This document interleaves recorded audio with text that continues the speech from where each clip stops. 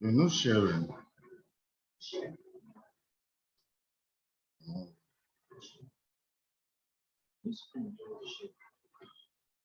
It's not even downloaded yet.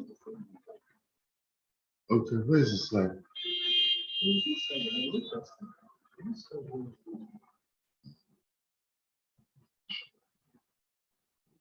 So where is it? Oh. All right, good evening, guys. Welcome, good evening. Yeah, good evening. I see you, Stefa P. Good evening. Thank you for showing up here today. I appreciate you coming on Making Nigeria. Those of you on my personal Instagram, I welcome you also. On Facebook, I welcome you guys. Thank you for tuning in to today is What's on Your Mind, Wednesday live. Welcome, welcome. This is where people come. This is where people come and share exactly what is on their mind. Things they cannot ask anybody. Things they cannot ask. We do that here. I've had things they cannot ask in church. People ask it here. Things they can't ask. You can ask your spouse. You ask it here. Things you can't ask your in-laws. You know, we ask it here. Things concerning business. But Marketplace Apostle, we have 5 core areas where people always ask questions.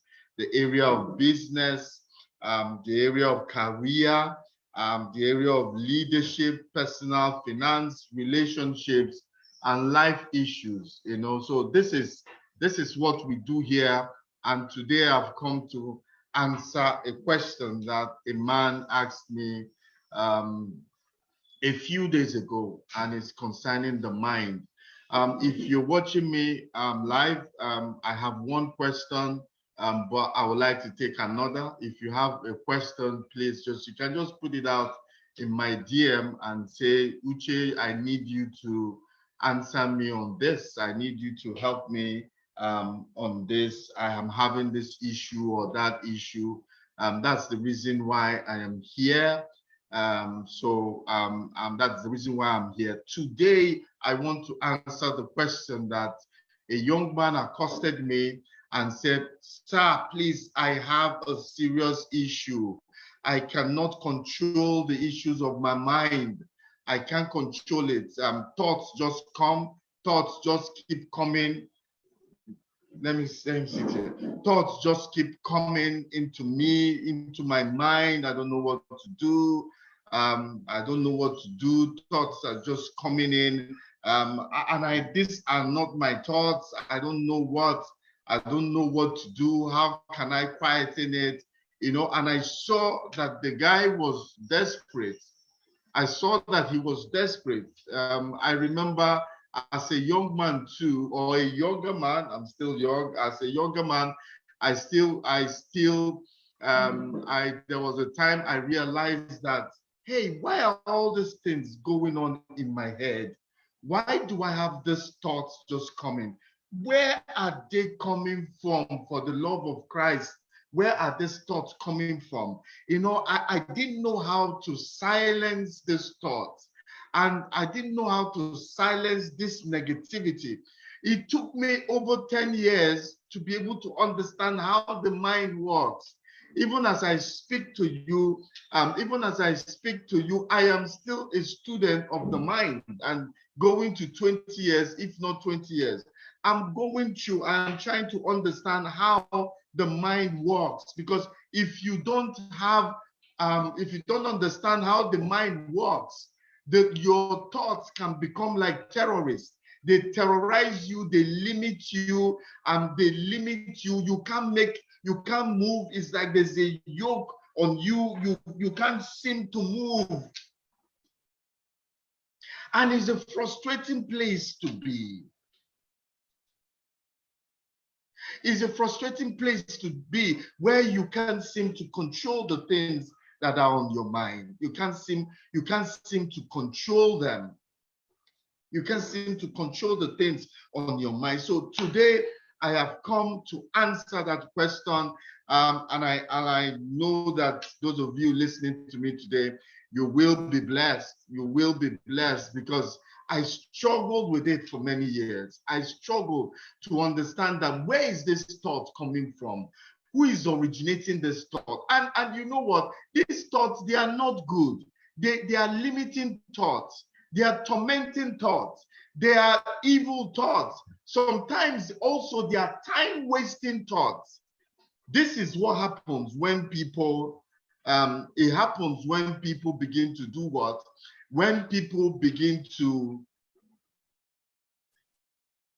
when I say time-wasting thoughts, this is what I mean. Wishful thinking. You can waste a lot of man-hours in wishful thinking. You waste a lot of man-hours in wishful thinking, just thinking about things. So we call it daydreaming.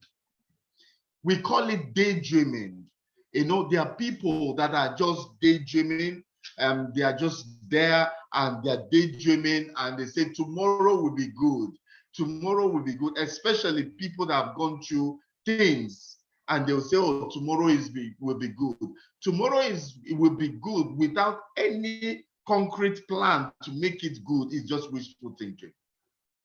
Tomorrow is going to be good, and there is nothing on ground to show that things are going to be good. Then there's a big problem.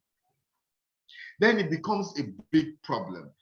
You know, sometimes this mind that we have, the thoughts that we have, we just have, you can just be there and you're just thinking, you're just thinking about traveling to the US. If you're not careful, every time you are less busy, or you are not busy, the thought of America begins to come. The thought of getting married, the thought of traveling, the thought of doing things. You know, there are things that are time wasters. They come to waste your time. So you are there dreaming and daydreaming, and you don't know that 4 or 5 hours of your life has gone. And your time is also equivalent to your life, because there's a specific number of hours that each human being has been assigned. So if you spend those hours if you spend those number of hours unwisely, it means that you're spending your life. Because whether you daydream or you use it constructively, you're growing older. You can't stop that. And you see that the way we handle time is just like the way you handle seed. You drop a seed and you get a harvest. If you don't drop a seed, there will be no harvest. If you don't invest in something, there will be no financial harvest. Most people make the mistake of, when the 7 years of plenty, they are just eating with 2 hands and 2 legs, 7 years of plenty. But when it now comes to 7 years of famine, you have nothing. It happened to me as well. It happened to most people. I believe it's very, very few people are the people that understand and they invest. Most people don't understand. Most men, I don't know how it works for women, but most men don't understand. So you get through your first breakthrough, and a few years down the line, you have nothing to show for it. It's because you didn't understand the concept of seed and harvest. Concept of seed and harvest. You know, when there's money, most people, okay, let me just buy 1 plot of land, I'm going to develop it, put around, when you could have bought like 3, 4. And it's not as if you're going to use that money for any other thing. It's there. If you don't use it, you're going to squander the money. If you had bought 4 plots of land, and during the time of when the 7 years of famine come, you can sell one, use that one to build one house, or you can sell 1 plot and use it to start a business. At least you're liquid. well, this is just basics. I remember when I bought the first plot of land ever, I could have bought 10, but I didn't see the need. I could have bought 10. I didn't see the need. Now, when people tell me the price of one plot of land in that place, it gives me a headache. I have headache. If I had bought 10, this is the time to sell. You continue to live like a king because you put something down. Because you put something down. And the same thing, if you don't watch your thoughts, if you don't sow the right kind of seed, in terms of if you don't sow the right kind of seed in terms of thoughts, what you're going to reap is continuous negativity. Negative thoughts produce negative actions. Let me tell you the difference or the correlation between your thoughts and your emotion. Your emotions are a function of your thoughts. Your emotions is when your thoughts meet your body. When your thoughts collides with your body, it produces emotions. When your thought reaches your flesh, it produces emotions. Example, when you begin to have a thought of uncertainty, a thought of fear, a thought of how is tomorrow going to be like, a thought of any negative thought in terms of what threatens your well-being, body, spirit, and soul. What that does, when you begin to have that thought, what it does, it translates, by the time it gets to your body, it comes out as what? As fear. So that's what I say, when your thoughts meet your body, because your thoughts is in your mind, but you keep thinking about it. When it collides with your body, it produces an emotion which we call fear. When your thoughts of why will he talk to me like that? Doesn't he know who I am? This is the person I helped 10 years ago. When we were in school, I was the one teaching him math. Now he has become a governor, he's not answering me, or he did not answer me well, or anything you think the way you were treated is not the way you're supposed to be treated.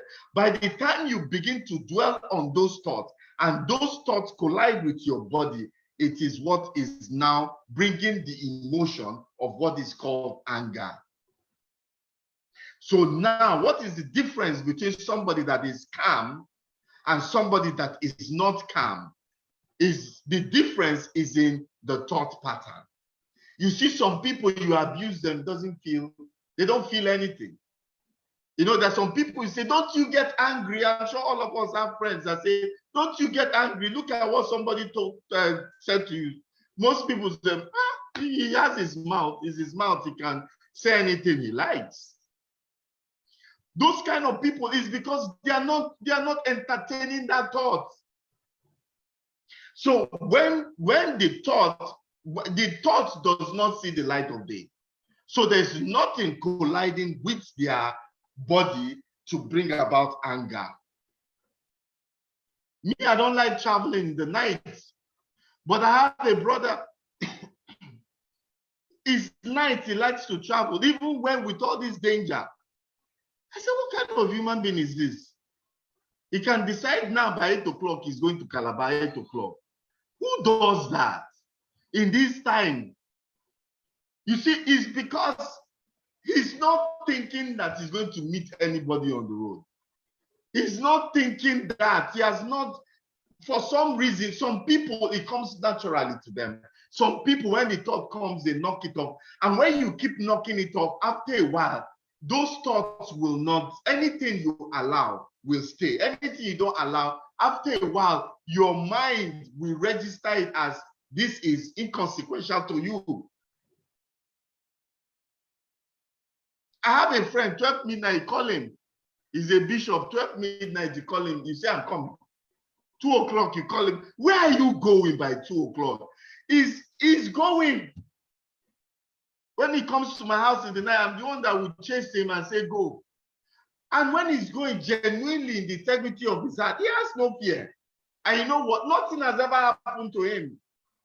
Because we attract what is predominant in our mind. So he doesn't exhibit that emotion of fear. The people that we look down on and say, this one, nothing gets you upset. Don't you have feelings?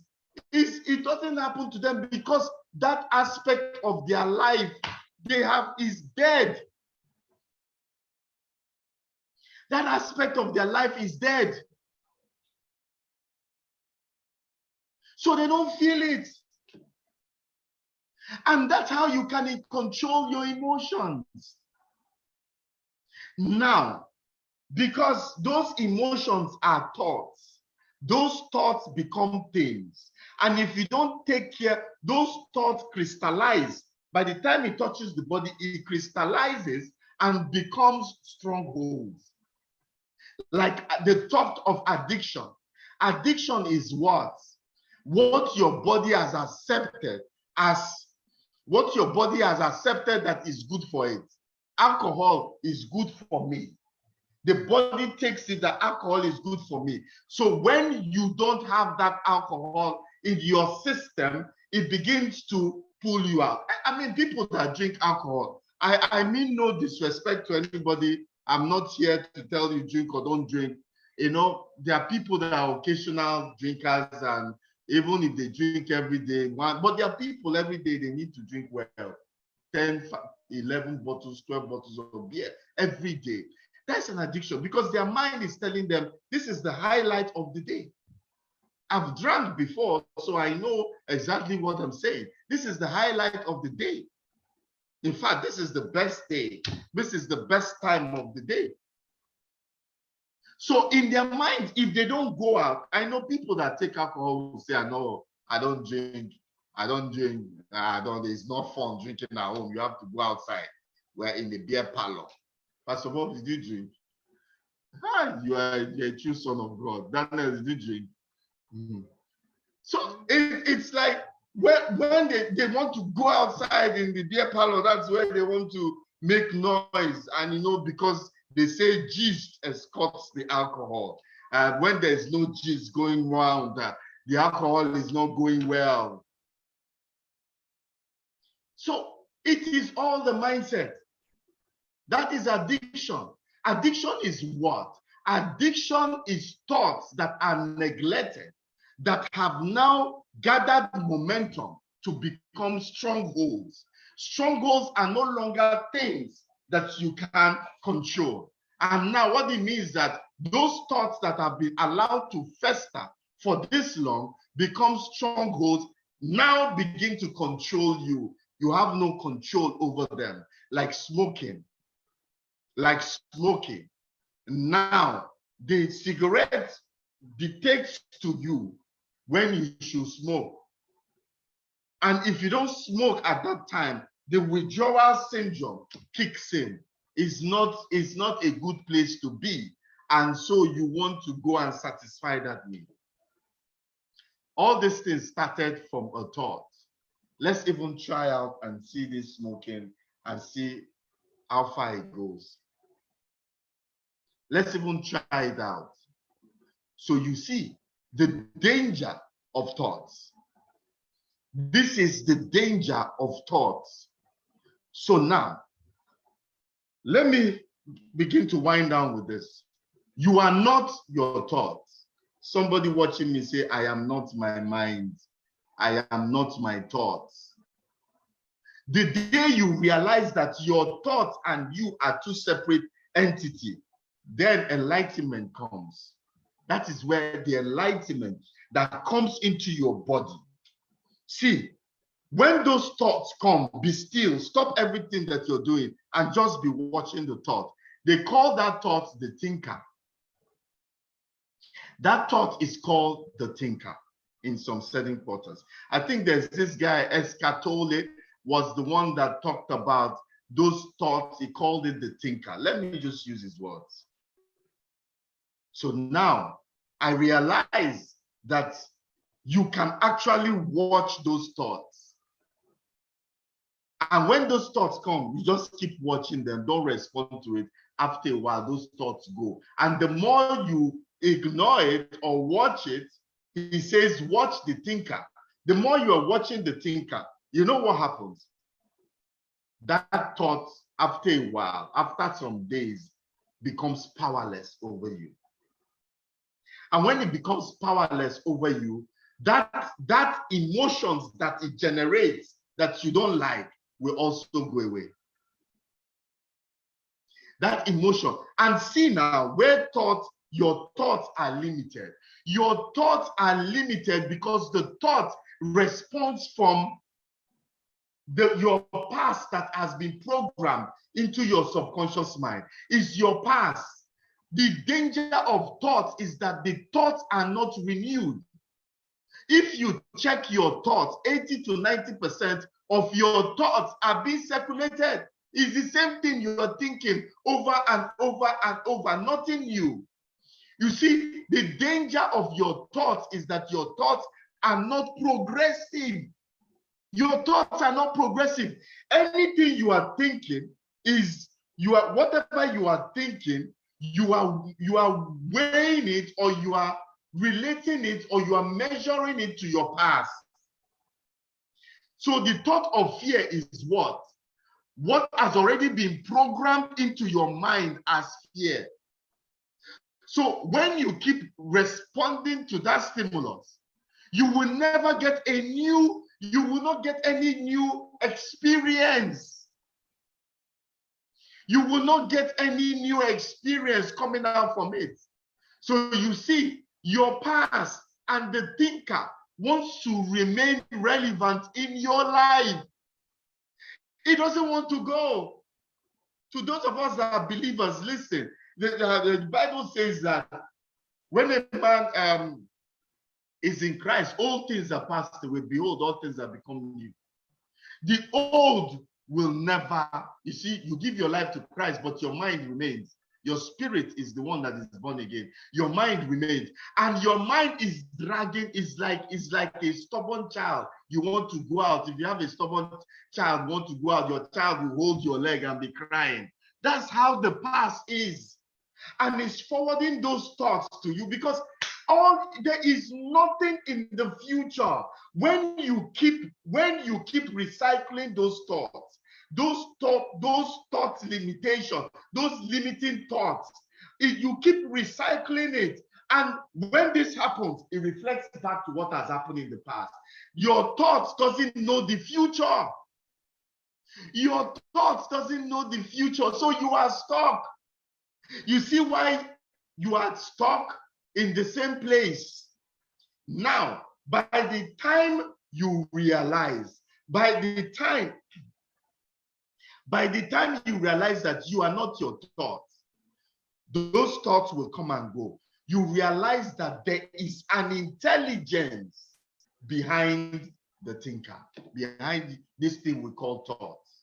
The true intelligence is behind it. Most of us never discover that the hidden intelligence that brings about creativity. Just look at scientists, the inventors.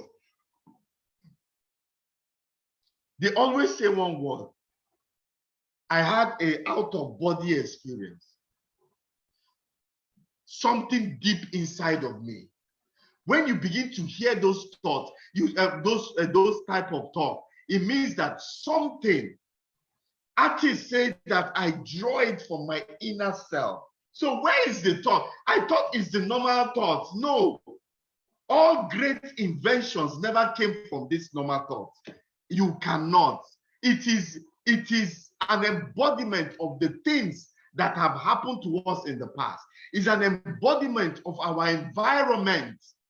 It's an embodiment of our environment. The tales that you were told, the folk tales, what your parents thought was important that might not be important now, or what your parents thought was relevant that is not relevant now. All those information are the things that feed what now becomes your thought. Your judgments are now based on that. So you can see that it is flawed because it's not regenerated. It cannot be renewed. It cannot be regenerated. So it is stuck. And after a while, you get stuck. But we have new.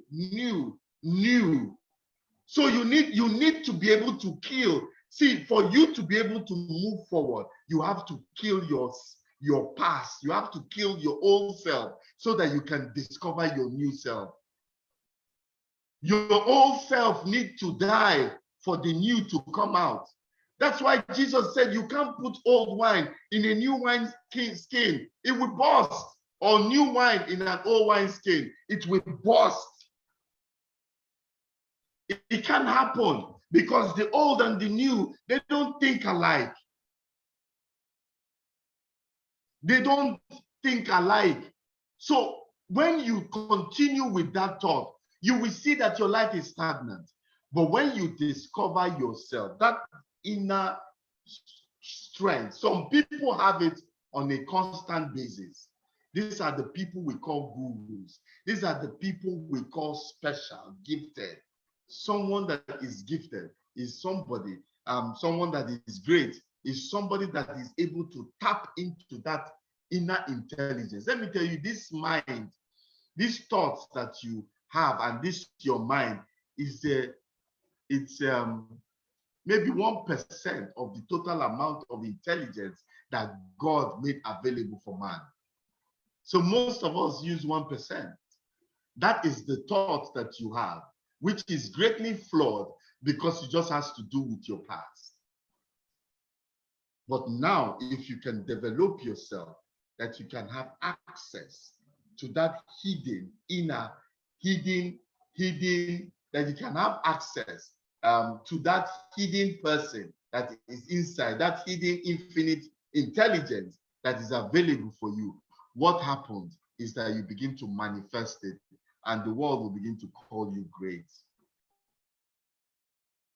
So this is the mystery of that thought.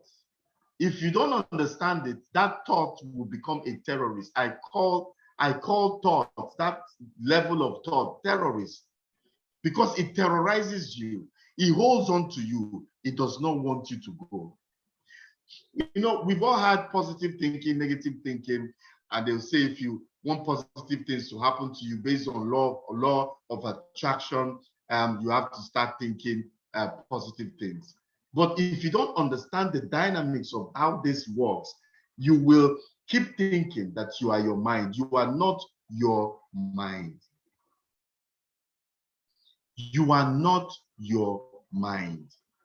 And if you don't discover it, you continue to go around that same mountain over and over again. Nothing new comes out of you. You cannot innovate. You cannot create. Nothing new whatsoever comes out of you. So you need to silence the thinker, the talker. It has to be silent. There's what is called mind and no mind. It's the same way. Being conscious with thinking with your mind and no mind. No mind is a thought, a place of consciousness where you understand, a place of consciousness where you understand,